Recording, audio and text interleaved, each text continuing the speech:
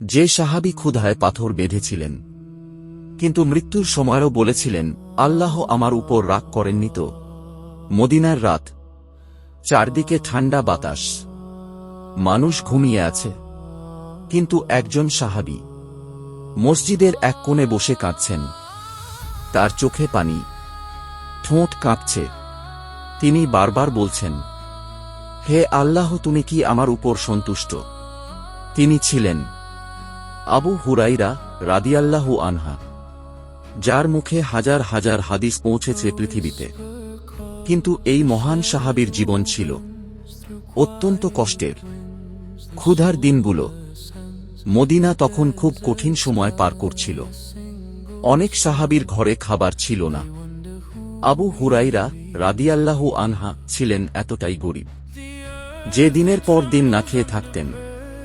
একদিন তিনি এত ক্ষুধার্ত ছিলেন যে হাঁটতেই পারছিলেন না। তিনি নিজের পেটের সাথে পাথর বেঁধেছিলেন, যেন ক্ষুধার ব্যথা একটু কম লাগে।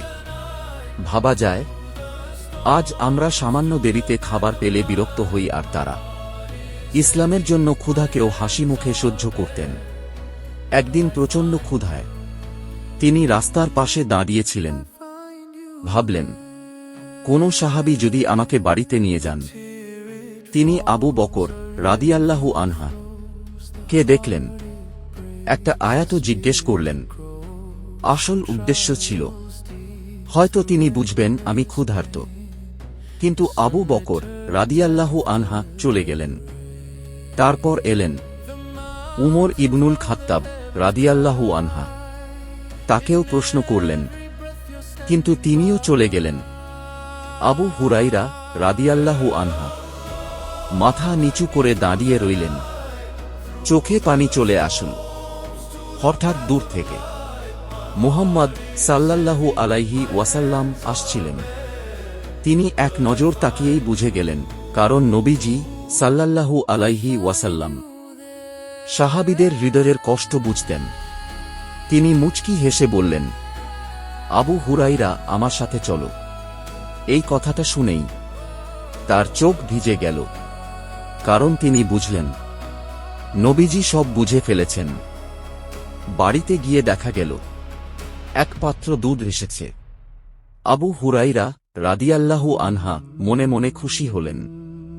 ভাবলেন, আজ অন্তত পেট ভরে খাব।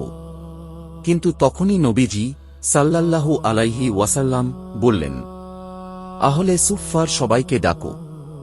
আহলে সুফফা ছিলেন গরীব সাহাবীরা। এ কথা শুনে তার বুক কেঁপে উঠল, কারণ দুধ তো অল্প, এত মানুষ খেলে তার জন্য কিছুই থাকবে না। তবুও তিনি কিছু বললেন না। সবাই এসে বসল। নবীজি সাল্লাল্লাহু আলাইহি ওয়াসাল্লাম বললেন, আবু হুরাইরা, দুধ পরিবেশন করো।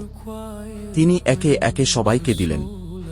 অবিশ্বাস্যভাবে সবাই পেট ভরে খেল, কিন্তু দুধ শেষ হল না। শেষে নবীজি সাল্লাল্লাহু আলাইহি ওয়াসাল্লাম বললেন, এখন তুমি পান করো। তিনি পান করলেন। নবীজি আবার বললেন, আরো পান করো। তিনি আবার খেলেন। আবার বললেন, আরো। এভাবে খেতে খেতে তিনি বললেন, ইয়া রাসূলুল্লাহ, এখন আর জায়গা নেই। তখন নবীজি সাল্লাল্লাহু আলাইহি ওয়াসাল্লাম মুচকি হেসে বাকি দুধ নিজে পান করলেন। এটা শুধু দুধ ছিল না, এটা ছিল ভালোবাসা। একজন নবীর ভালোবাসা, তার উম্মতের প্রতি, হাদিসের জন্য জীবন। আবু হুরাইরা রাদিয়াল্লাহু আনহু নবীজির কাছ থেকে যত সম্ভব হাদিস মুখস্থ করতেন। মানুষ অবাক হতো, তুমি এত হাদিস মনে রাখো কিভাবে? তিনি বলতেন, আমি ক্ষুধা সহ্য করেছি শুধু যেন নবীজির কথা শিখতে পারি। তিনি হাজার হাজার হাদিস সংরক্ষণ করেছেন। আজ আমরা যে অসংখ্য হাদিস পড়ি, তার অনেকগুলোই এসেছে এই গরীব সাহাবীর মাধ্যমে। মৃত্যুর আগে বছর কেটে গেল। একদিন তিনি অসুস্থ হয়ে পড়লেন। মৃত্যুশয্যায় শুয়ে কাঁদছিলেন।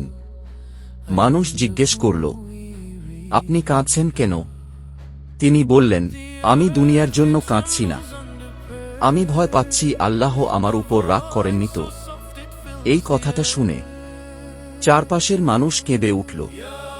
যে মানুষ সারা জীবন ইসলামকে দিয়েছেন তারও ভয় ছিল আল্লাহকে নিয়ে। এটাই ছিল তাদের ঈমান।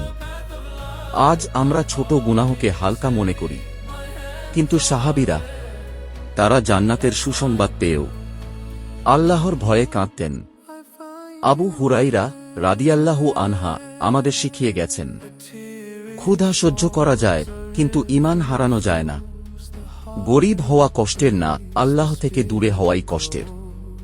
আর নবীজিকে সত্যিকারের ভালোবাসলে তার কথা মানুষকে পৌঁছে দিতে হয়।